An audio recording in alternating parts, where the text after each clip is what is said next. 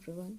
So, this is a very important day in Indian history, and if we talk about science, because India में ये काफ़ी important था जब Raman effect आया और उसके बाद सीवी रमन को नोबेल प्राइज़ मिला and Nobel laureate in physics C.V. Raman. So, first of all, let me discuss about why we celebrate National Science Day on 28th of February, and that is a very important day in Indian history.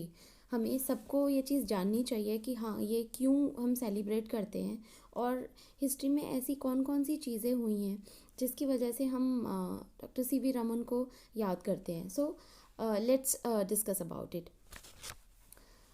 C.V. Raman in National Science Day is celebrated annually on 28th of February to commemorate the discovery of Raman effect by Nobel laureate and physicist C.V. Raman on this day in 1928.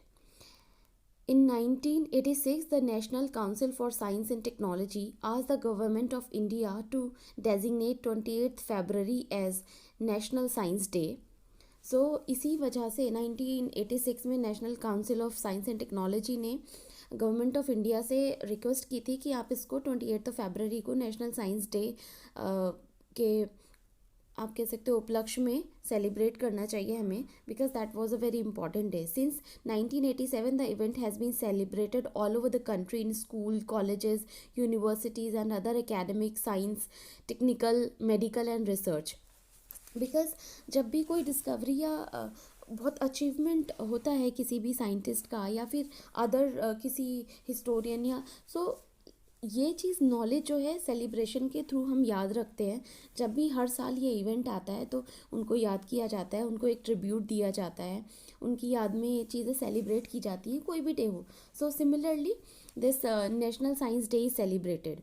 These are many themes in 2018, 19 और 20th में. बहुत सारी दिन पे हर साल कुछ ना कुछ थीम दी जाती है, जैसे science and technology for sustainable future, science for people and people for science. So इस तरीके की थीम्स दी जाती थी. So doctor CV. रमन के बारे में और कुछ जानते हैं उसके अलावा. The aim to prorogate the message of the importance of science and its application.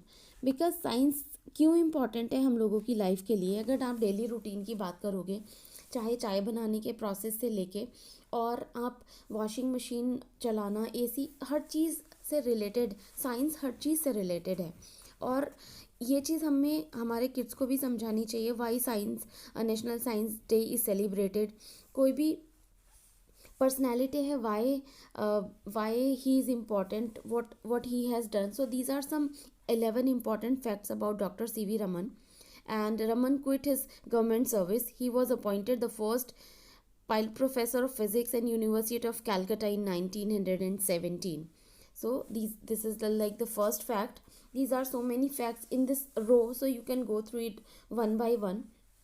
And let me describe you parallelly about some other facts. So the purpose of celebrating this day is to enhance scientific temper, popularization of science, and encourage innovative activities by infusing scientific temper in the masses and to create a positive scientific research culture.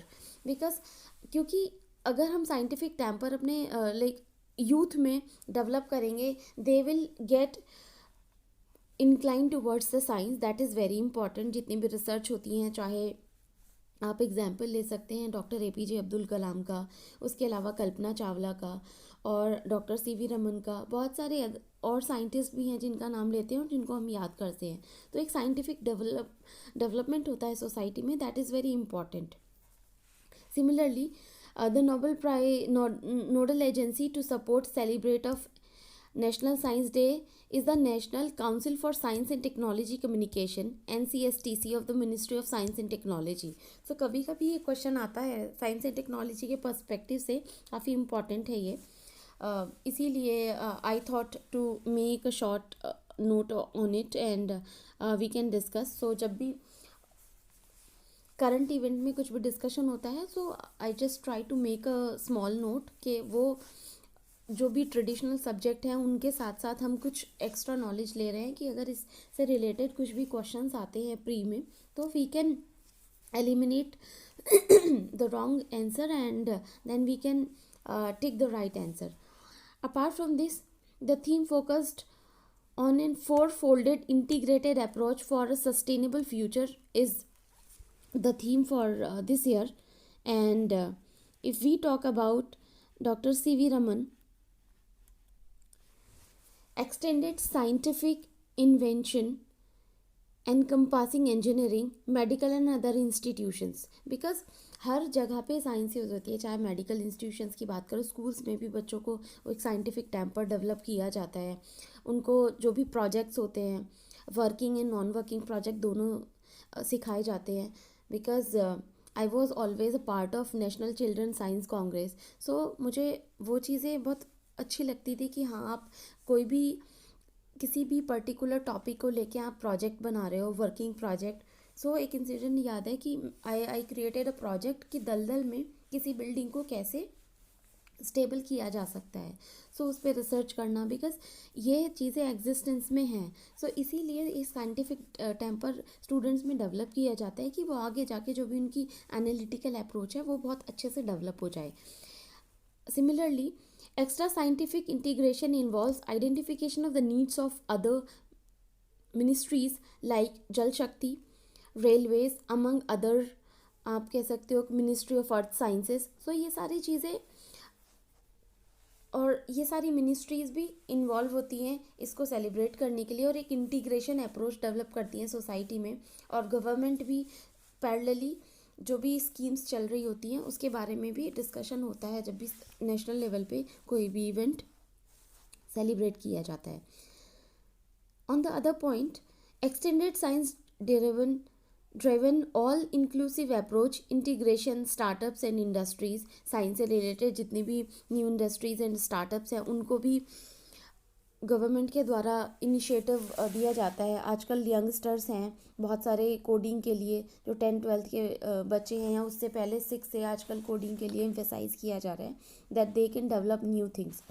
So let's discuss few points about C.V. Raman. Chandrasekhar Venkatraman was a physicist from Tamil Nadu. His work in the field light scattering earned him the Nobel Prize for Physics in 1930. So this phenomena was named as the Raman effect.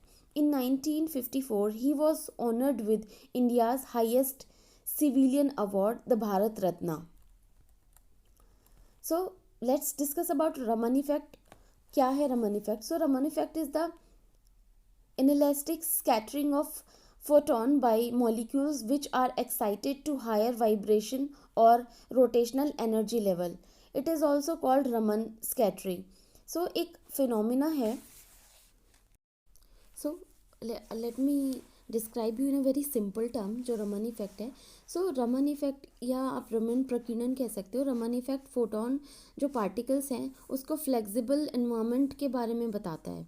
So this complete phenomena comes like जब एक photon light किसी भी light liquid और या फिर किसी solid से pass through होती है.